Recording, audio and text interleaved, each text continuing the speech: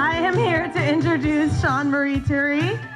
She is a best-selling author, speaker, business consultant, transformational thought leader.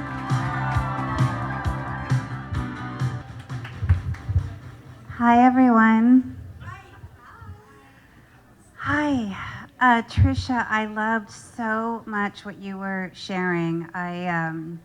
So my t-shirt says, "Oh boy," because I understand that nervousness. And yeah, so I'm just going to take all of you in for just a quick second. And yeah, what a beautiful room. And Kim, I just want to say what a privilege and honor it's been to be invited to this project and to be part of this incredible book with all of these amazing authors. And congratulations to all of you. And yeah, just what a treat it is to be here and be on this journey with all of you. So my name is Shawn Marie Turi. I am a writer and a poet. I am a multi-passionate entrepreneur.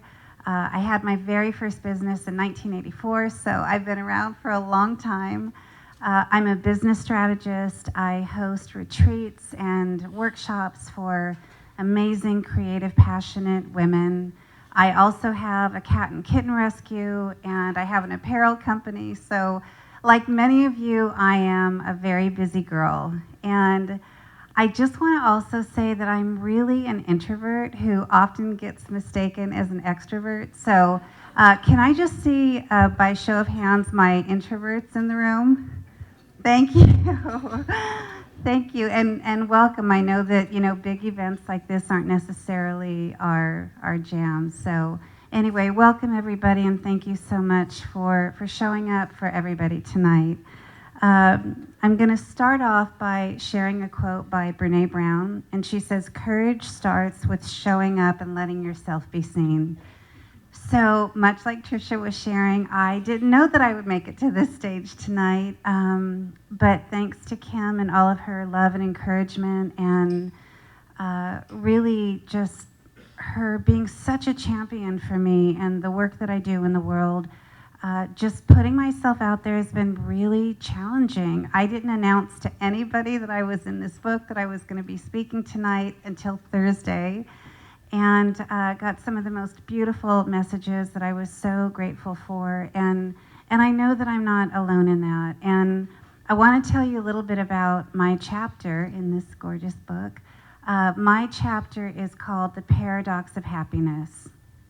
And what I realized when I was invited to this project, it was a very easy yes for me. It just felt so organic and natural, and the invitation was so sincere, and it was an immediate, wholehearted yes for me. But as I started writing, as a writer, writing comes pretty easily to me, but chapter after chapter that I was writing, I kept deleting and throwing away and starting over, and I couldn't quite figure out why I was struggling to find my voice in this chapter. And what I realized was that I was trying to manufacture a place of happiness that I felt like I owed. I had a responsibility to this chapter to write about joy and happiness and why I'm happy and how I got happy. But the truth of the matter is, I wasn't in a place of happiness when I was writing this chapter. I was actually really experiencing an incredible amount of grief. And it wasn't until I acknowledged that and said, I'm really struggling. I'm not happy. I'm not chasing happiness. I'm not even sure when I'll get there again. But it was when I started writing from that place and giving myself permission to say those things that the words just started to come. And so I ended up dedicating my chapter to my mom, who passed away in 2022. And I was just experiencing an incredible amount of grief, but being able to write from that place and really acknowledge and speak to our vast capacity to experience and hold space for two seemingly opposing experiences and feeling at once, that we have the ability to do that, that we can be incredibly happy and have that experience and also simultaneously feel incredibly sad.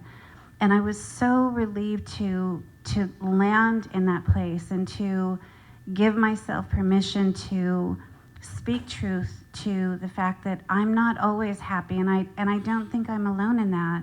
But I do know what happiness is, and I know what it's like to experience that, and to be able to really bond those two things, and I think really speak to the fact that we do have an incredible amount of wisdom in our experiences. And as a poet, I love other writers, I love speakers, I love books, I'm an artist, I love words and music, and those are things that make me happy. And so, and it's funny, I want to take a quick segue here. I met with Kim on Wednesday. I thought everybody getting up here tonight was going to be reading their chapters from their books, and so Kim said, "Are you ready to talk? Like, do you know what you're going to talk about?" And I said, "Well, I'm just going to read my chapter." And she's like, "No, like everyone's like giving a talk." So I really came to this organically and not terribly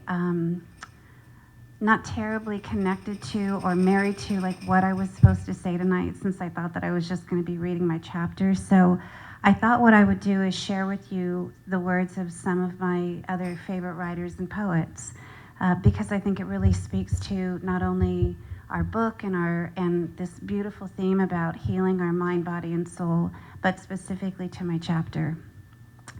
So this is a quote by Agatha Christie, and she says, "I like living.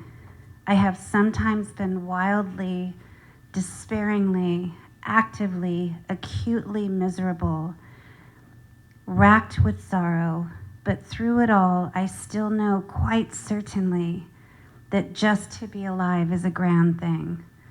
And that makes me happy. Just to be alive is a grand thing. And I think acknowledging that happiness is going to come and go and come and go and come again, that it is not a constant, that we are going to be hit with tsunamis of sorrow and deep sadness and fear, and acknowledging the things that are going on in the world or in our families or in our relationships or in our businesses that are really challenging. But then unexpectedly, like the sun comes up, we are met with this joy and this opportunity and connections and people and other women who champion us and who pull us up and who want to be part of these conversations and see us at our best. And Thomas Merton, I don't know if you know who he is. He was a Trappist monk. He is a mystic and a poet and a teacher and an activist. And he said this, "But it cannot be explained. There is no way of telling people that they are all walking around shining like the sun." And aren't we, though? Aren't we all walking around shining like the sun? I think we are. I see you. I feel seen. I feel appreciated. And I hope that you know that I appreciate you. I mean, what a beautiful thing. And also to be able to be in that place of knowing that we have the ability to hold this space for two completely opposing feelings at once. And I want to say too, our body knows the truth before our mind does. And we know what is possible. And when Kim was taking us through that exercise of, what do we really want to see happen? I don't know what everybody said, but I see that for you. And I crave that for you, because I think that we are all in this together. And I want to close with this beautiful poem.